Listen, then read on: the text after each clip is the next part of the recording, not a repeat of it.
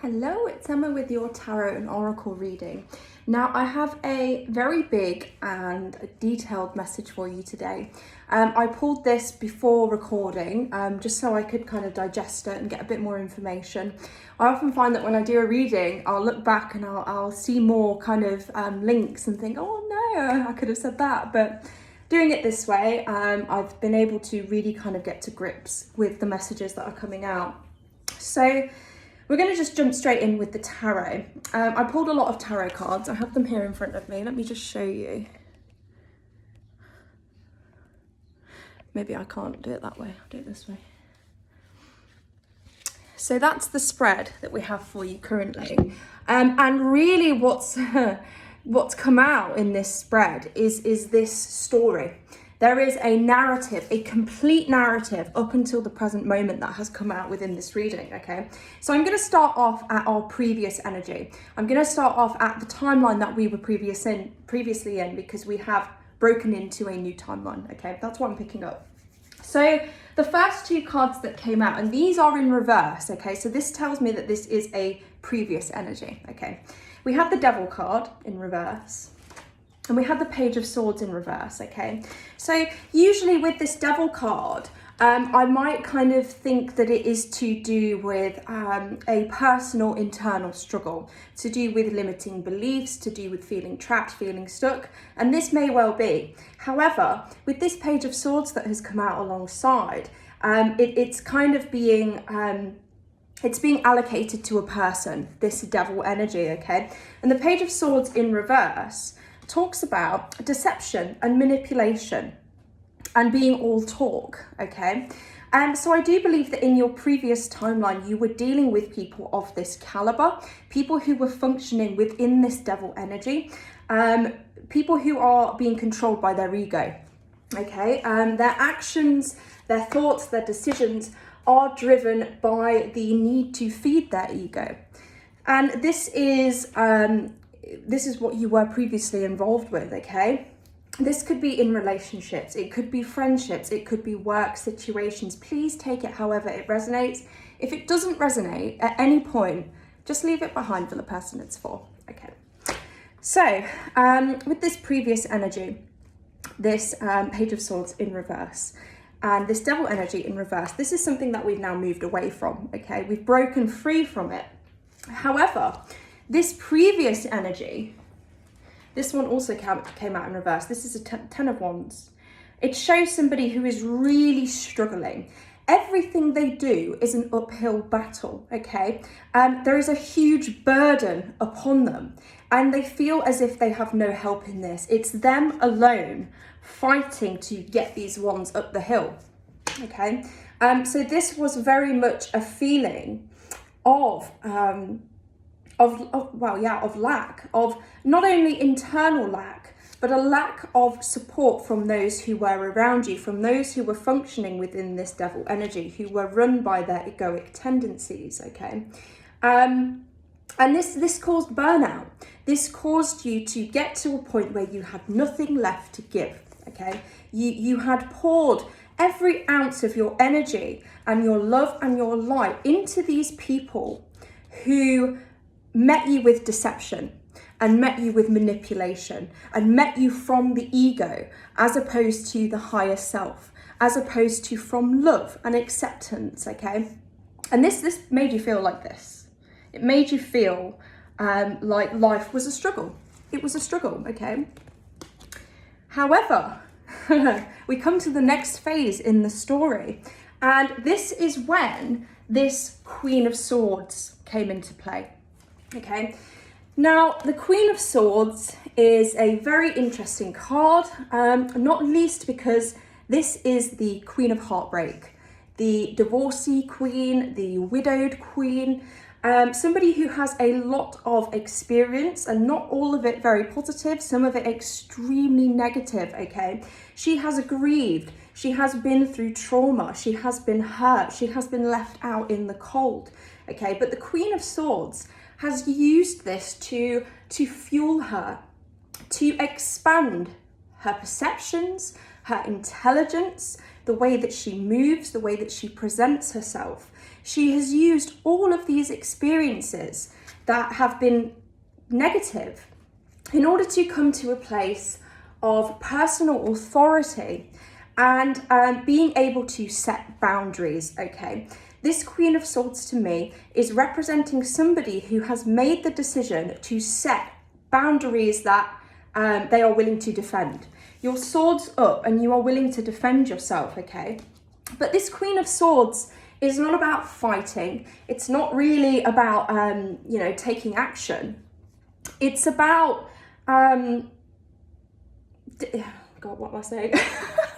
It's about defending yourself, okay? It's about being fair. Now, this Queen of Swords is a very fair person. Her judgment is unbiased, and she leads with justice, okay? She is very concerned with justice because of everything that she has experienced. She herself, you could be male, you could be female, it doesn't matter, but she herself has experienced the unfairness, things being unbalanced, and this has allowed her to come into her power, okay, to see things for what they are. And this person directly communicated to these people who were operating within this energy, okay? These were reversed, within this energy. You have directly communicated to them how it has made you feel and that you are not willing to stick around and let these people siphon your energy and let these people be in your light when they are exuding darkness, okay, is what I want to say. You have put your defenses up, not in a way that is going to be detrimental to you, in that you're going to bat everybody away that comes near you, but in a way that has come from a newfound sense of self, a security in the self-identity, to the point where you have that self-respect and you will fight for yourself, okay? I think previously, before, you weren't really fighting for yourself. You were just taking everything that everybody threw at you and going, oh, okay, well, I'm going up the hill anyway. I might as well take another stick with me, your stick. But now you got to a point where you were like, oh my God, I can't carry all of this. And so you dropped it. You dropped it and you asserted yourself, okay? And this is when the tables turned for you. You may not have realized at the time what a big moment this was for you. And it may have felt very bittersweet. There may have been people that you really wanted to come with you. You really wanted them to stay within your energy. But you made the very, very difficult decision to see this for what it is, and to see your worth and to exert that worth, to say, I am not happy with this. This is not my reality. This is not the life I invite for myself. And this is what is changing the tables for you, okay? We have this Tower in reverse, okay? So as you did this, as you asserted yourself, asserted your boundaries and your beliefs, this was a Tower moment, okay? This Queen of Swords actually burnt down her own castle. She burnt down her own castle and she walked away from the flames, you know. There was a lot of suffering here, a lot of suffering, a lot of heartbreak. And this really, this energy that you were intertwined with, that had become woven into your reality, in order for that to be dispelled, to be released, there was no other way but to completely bulldoze the foundations of that previous reality, okay? And in doing that, in releasing this, you did find that space to foster the connection with self, to know yourself well enough to be able to set boundaries, okay? We also got the Death card. We got this yesterday, once again, unsurprising. So this represented the end of something. It could have been a old paradigm. It could have been a relationship, a job, a friendship, all of the above. It could have been all of it. You know, your whole life could have literally changed overnight because of you finally deciding to stand in your power and be authentic about your worth and about who you are with this Queen of Swords energy. But this was the death. This was the end, okay? But it wasn't the end. It was just the end of that which you had suffered through, of that which had haunted you, of that which had kept you trapped and enchained in a cycle that you no longer wished to be part of. This was the end, okay? And the word metamorphosis is really coming up right now. This idea of the caterpillar and the chrysalis. I believe that for some time, you have been in this period of transition in which you've had this tower moment, and now you are kind of left with barren land, and you are surveying the area and trying to figure out how you're going to move forward. What are you going to do with this barren land that you have now? You have all this potential, all this space, and you can create whatever it is that you want to create in this space, okay? And I feel that that's the energy that we're currently in, is really looking at our options, looking at where we can go from here after this demolition, after we have lost all that we were and all that was related to what we were. We're looking to build again now. With this rebirth, okay? We're rebirthing. We are ready to step through the door into this new reality, which is free of this devil energy, okay? After we have the death, after this ended, there was a huge heartbreak and a significant sense of disappointment, okay? We have the Three of Swords in reverse.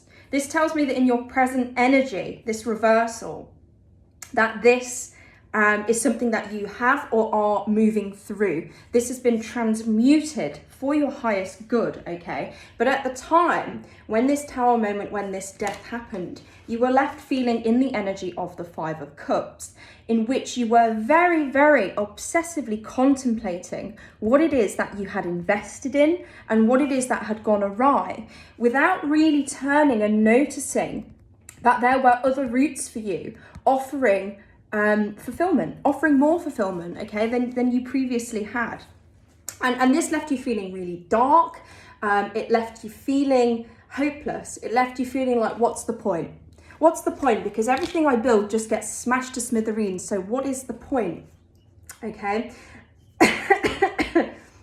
There may be some work on the throat chakra, as I say, with this Queen of Swords energy, which is all about speaking truth, cutting through the nonsense with the truth, okay, and really healing that the block of actually showing up for yourself, being who you are, and sharing that with people and defending yourself as well, okay? You may be a lover, you may be somebody that is really soft and sweet and kind and nurturing, okay? But when you are like that, you have to learn to protect that energy, because you can really make the mistake of over giving, of putting yourself all out and leaving yourself empty, okay? And people will see this, they see this sweetness, this energy, this nurturing kindness, and a lot of the times they will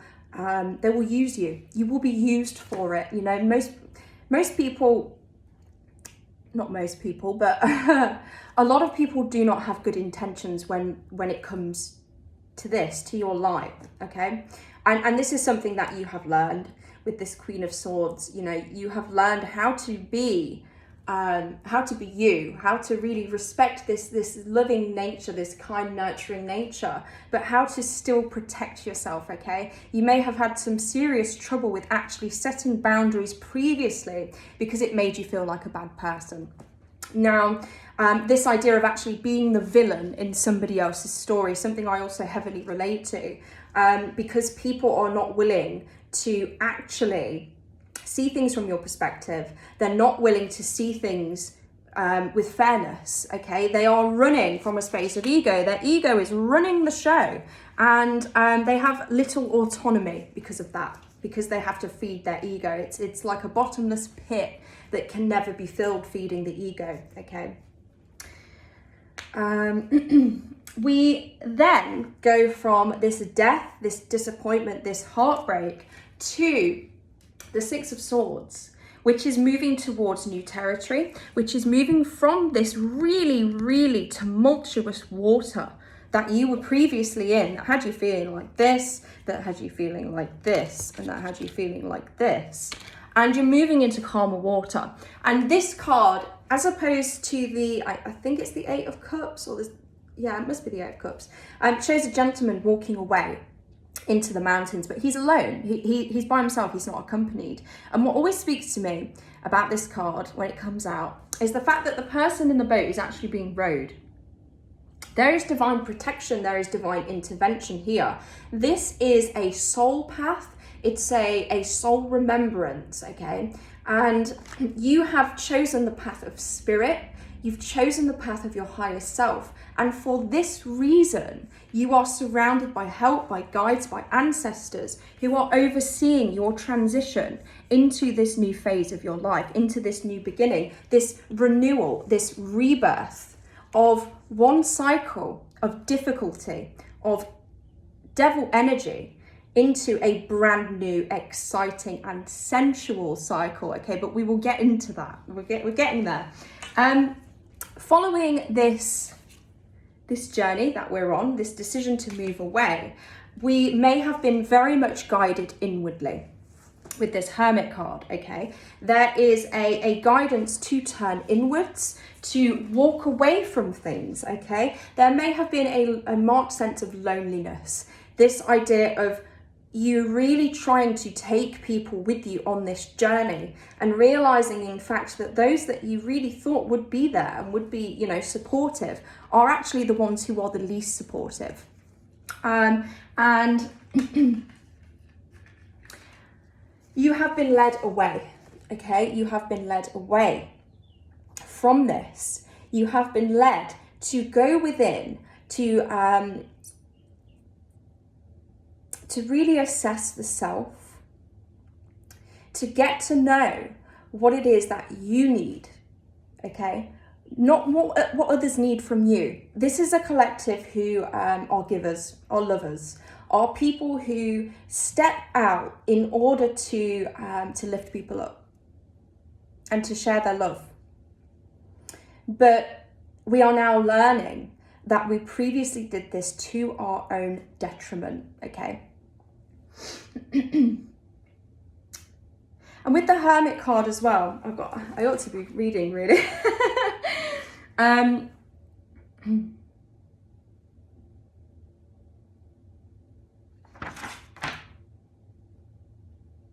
with me 1 second. With the Hermit card as well, it does give me this idea, and this has been coming up in the readings quite a lot. It gives me this idea of a trip to the lower world, to the abandoned parts of self, to recollect them, to reintegrate them as you foster this new identity, okay? This very, very different energy and identity from the one that you were previously within. We got the Curse Broken card here as well. So this does give me the sense that this is some kind of behavior that you inherited. And that's why you were vibrating at this frequency that was attracting people who were functioning from a place of ego, from a place of victim mentality, from a place of lack. Mother wounds might be very significant here. You may have had a mother who really struggled in her life and you know, to make ends meet, and therefore was thrust into the wounded masculine energy of overexerting, overdoing, trying to really logically work everything out and be in control. And that's something that we're releasing now in order to embrace the divine feminine energy, which we are tapping into. We do have heavy Venus energy in this reading once again, but we're tapping into that energy of receiving, of being open, of of passion, of pleasure, of joy, of really, really luxuriating in that which lights you up, in that which makes you come alive, okay? And we're not really trying to control, grab the ball by the horns and move it wherever we want to. We're not doing that anymore. We've left that behind. Now, this is the exciting bit. Okay, so when I do my readings, I'm not very focused on the material world. I'm not very focused on talking about incoming love, incoming money, that kind of thing. I really like to talk about the personal internal work, the journey, where it's kind of been leading. But I cannot deny what came out in the reading. So we had the Nine of Cups, and the Nine of Cups is a wish fulfillment card, okay? And it's no surprise that this came out, because then the Two of Cups came out. And the Two of Cups is about partnership, union, equal give and take. And this makes sense considering the place that you have come from was a place in which all your cups were knocked over, okay? There wasn't an equal sense of give and take. There was a heavy sense of burden, of really trying to be the light for people, to fill the void within them, this egoic void that would never be filled. You were really trying to fill that up for them, okay? And you just couldn't do it. It was an impossible task.